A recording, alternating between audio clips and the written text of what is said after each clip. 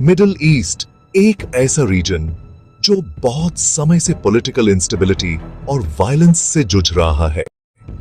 ये रीजन अपनी complex history और डाइवर्स कल्चर्स के बावजूद हमेशा से एक वॉलेटाइल जोन रहा है।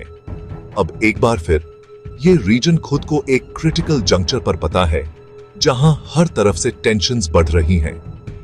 इजराइल हमास कॉन्फ्लिक्ट के रीसेंट एस्केलेशन ने पूरी दुनिया में टेंशन पैदा कर दी है और इसने इंटरनेशनल कम्युनिटी को भी अलर्ट कर दिया है।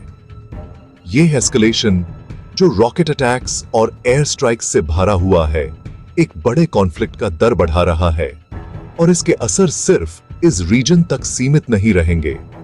ये कॉन्फ्लिक्ट जो रॉकेट अटैक्स और एयर स्ट्राइक्स से भरा हुआ है, जान माल का बहुत नुकसान कर रहा है और इनोसेंट सिविलियंस इसके सबसे बड़े शिकार बन रहे हैं।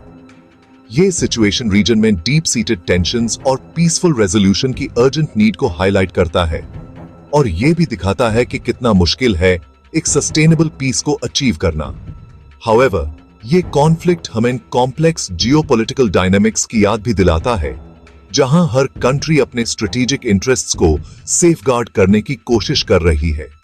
ईरान का रीजन में बढ़ता इन्फ्लुएंस, स्पेशली हमास को उसका सपोर्ट, टेंशन को और बढ़ा रहा है और इससे रीजनल स्टेबिलिटी और भी ज्यादा खतरे में पड़ गई है। इससे ईरान के न्यूक्लियर प्रोग्राम पर सबका ध्यान गया है, जो कई सालों से इंटरनेशनल कंसर्न रहा है और इसके पोटेंशियल कॉन्सिक्वेंसेस बहुत ही सिवियर हो सकते हैं। इंटरनेशनल कम्युनिटी ने टूरेंट सीजफायर और नेगोशिएशंस पर वापस आने का आह्वान किया है, लेकिन ग्राउंड रियलिटी कुछ और ही कहानी बयान करती है। लेकिन पीस का रास्ता अभी भी धुंधला है।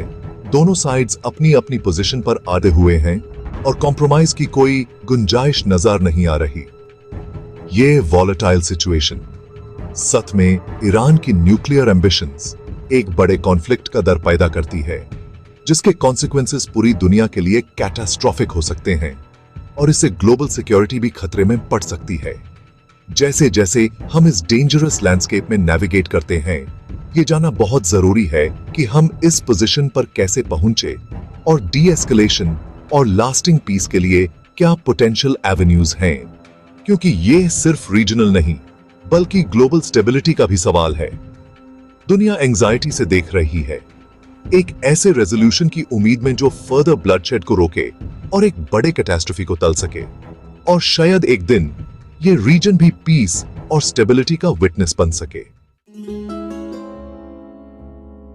इस वॉलेटाइल सिचुएशन के हार्ट में है ईरान का न्यूक्लियर प्रोग्राम, जो लॉन्ग स्टैंडिंग इंटरनेशनल कंसर्न रहा है। ईरान के न्यूक्लियर एम्बिशंस ने कई सालों से दुनिया भर में चिंता पैदा की है और ये इशू अब भी अनरिजॉल्व्ड है। ईरान का कहना है कि उसका न्यूक्लियर प्रोग्राम पीसफुल पर्पसेस के लिए है, जिसका यूज एनर्जी प्रोडक्शन और साइंटिफिक रिसर्च के लिए होना है।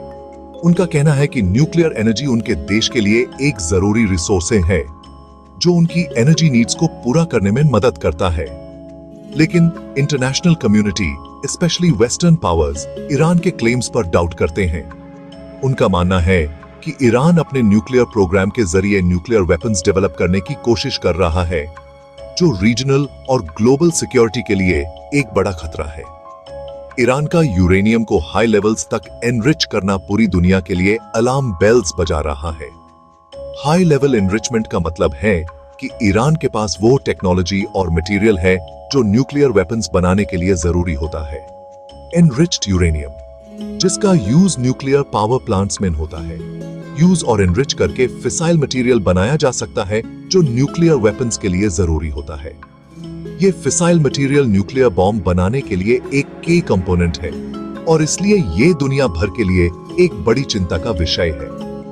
International atomic energy agency, UN का न्यूक्लियर वॉचडॉग, ने ईरान की न्यूक्लियर एक्टिविटीज और ट्रांसपेरेंसी की कमी पर सीरियस कंसर्न्स एक्सप्रेस किए हैं। आईएईए इंस्पेक्टर्स ने कई बार ईरान के न्यूक्लियर साइट्स का इंस्पेक्शन किया है, लेकिन उन्हें हमेशा पूरी ट्रांसपेरेंसी नहीं मिली है। इंटरनेशनल सैंक्शंस और डिप्लोमेटिक एफर्ट्स के बावजूद ईरान अपनी न्यूक्लियर कैपेबिलिटीज डेवलप करता रहा है।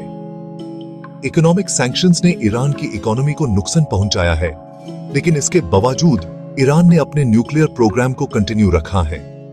इससे ईरान और वेस्ट के बीच स्टैंड ऑफ की सिचुएशन पैदा हो गई है, जहां एक दूसरे पर बैड फेथ का आरोप लगा रहा है। दोनों तरफ से डिप्लोमेटिक एफर्ट्स चल रहे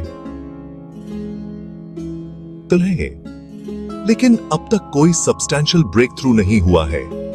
यह सिचुएशन और कॉम्प्लिकेटेड हो जाती है ईरान और इजराइल के बीच डीप मिसट्रस्ट की वजह से।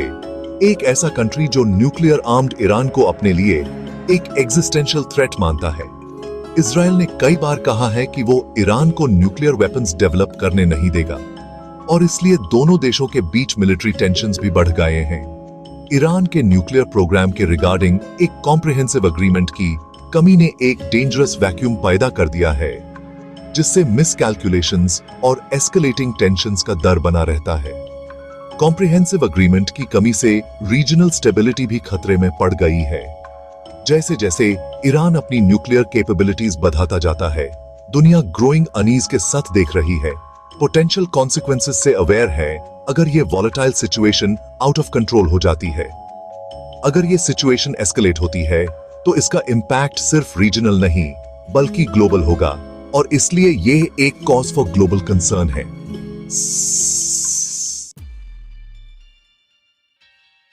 ईरान के न्यूक्लियर वेपन्स हासिल करने की पॉसिबिलिटी रीजन और दुनिया पर एक लंबा साया डालती है। इस डेवलपमेंट के इंप्लीकेशंस फार रीचिंग और डीपली अनसेटलिंग हैं। एक nuclear armed Iran middle east में पावर बैलेंस को ड्रामेटिकली चेंज कर देगा, जिससे रीजनल आर्म्स रेस स्टार्ट होने का डेंजर है।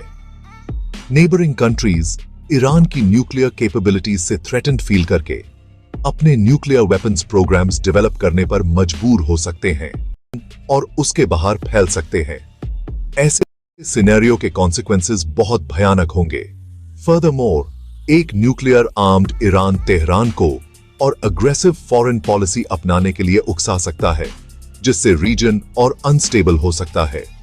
ईरान हमास और हिजबुल्लाह जैसे ग्रुप्स को सपोर्ट करने में और ज्यादा बेखौफ हो सकता है, जिससे रीजनल कॉन्फ्लिक्ट्स बढ़ सकते हैं। मिसकैलकुलेशन और अनइंटेंडेड एस्केलेशन का खतरा काफी बढ़ जाएगा, जिससे एक बड़े वॉर का डर पैदा होगा। इंटरनेशनल कम्युनिटी का यह इंपॉर्टेंट इंटरेस्ट है कि ईरान को न्यूक्लियर वेपन्स हासिल करने से रोका जाए। इसके लिए एक मल्टीफैसेटेड अप्रोच की जरूरत है, जिसमें डिप्लोमेसी, सैंक्शंस और एक क्रेडिबल मिलिट्री डिटरेंट शामिल हों। हाउएवर, इन एलिमेंट्स के बीच सही बैलेंस बनाना एक नाजुक और चुनौतीपूर्ण काम है। इजराइल, जिसके सामने एक न्यूक्लियर आर्म्ड ईरान की संभावना है, बार बार यह कहा है कि वह ऐसे खतरे को बर्दाश्त नहीं करेगा। इस स्थिति ने क्षेत्र में एक गंभीर तनाव पैदा कर दिया है और यह स्पष्ट है कि इजराइल अपने सुरक्षा हितों की रक्षा के लिए किसी भी हद तक जा सकता है। इजरायली गवर्नमेंट ईरान की न्यूक्लियर एम्बिशंस को अपने लिए एक एग्जिस्टेंशियल थ्रेट मानता है और ईरान को न्यूक्लियर वेपन्स हासिल करने से रोकने के लिए सभी जरूरी कदम उठाने की कसम खाई है। यह प्रतिबद्धता केवल बयानबाजी तक सीमित नहीं है, बल्कि इसके पीछे एक ठोस रणनीति और सैन्य तैयारी भी है। इससे दोनों देशों के बीच तनाव बढ़ा दिशा गया है और मिलिट्री कॉन्फ्रंटेशन का डर बना रहता है। दोनों देशों के बीच यह तनाव न केवल क्षेत्रीय स्थिरता के लिए खतरा है, बल्कि वैश्विक शांति के लिए भी एक गंभीर चुनौती है।